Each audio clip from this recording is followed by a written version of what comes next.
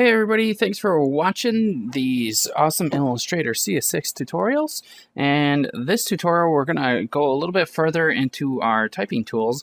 I'm going to give you a couple pointers and tips about using some of the different tools.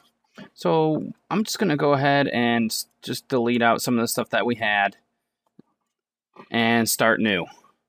So the first one I want to start with is the regular type tool. But the first thing I want to show you is that if you click on this arrow over here, you can get a detachable menu for your type tool. And then if you click back on this, it'll go up and down, or you can click on the X to just get rid of it. But you still have all your type tools here. They don't detach per se, but it gives you a detachable menu. So you'll still have both of them there. So let's go ahead and click on your regular type tool. Now with some of your type tools, if you click and drag, you'll create a text box. And you can go ahead and experiment with them. And I can't remember off the top of my head which ones have all the text boxes and which one of them don't.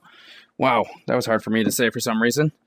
But I do know that this one does have a text box. So let's go ahead and start typing within text box.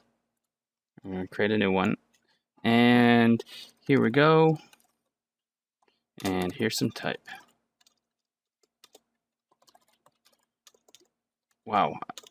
My keyboard is like off. So if you press enter, it'll go down on some spaces. So you can create a new line. All right. And if you want to be able to have your type tool selected and still create other new typing things, all you got to do is hold down Control.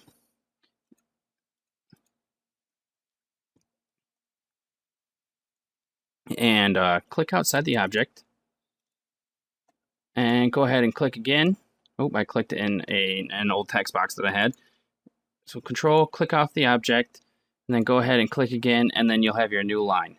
Now I have my old text box back here that I created the first time. As you can see, if I move it, it doesn't move this text, but here, as you can see there. So that's what happened when I selected that text box. I'm just going to go ahead and delete it out. And if there's any other text boxes in here, no, it doesn't look like there is.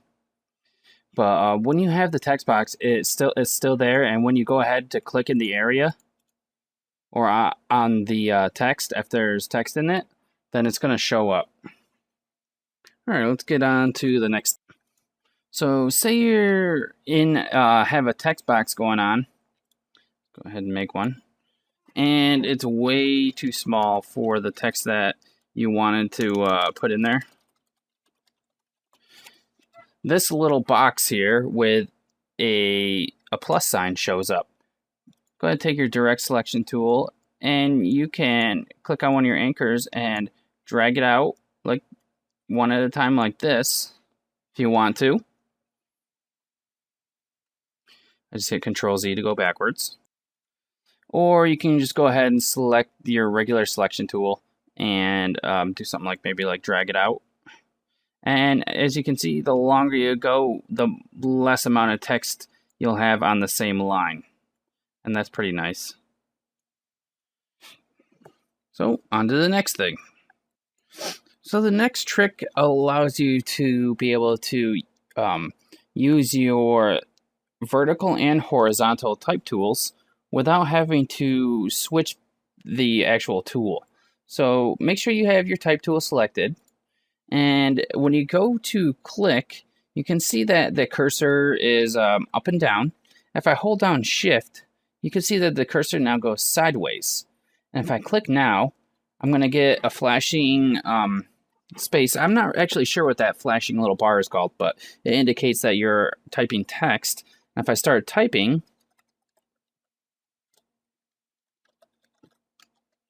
you can see it's a vertical text now.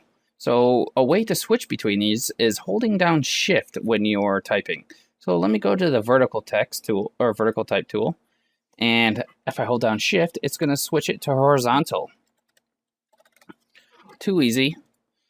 And it helps you get through things way faster without having to switch between the different tools. So that's all I've got for this tutorial. Teaching some of the different techniques that you can use that may not be apparent when you're using the type tools is what we did. And I'll get into some of the other tools.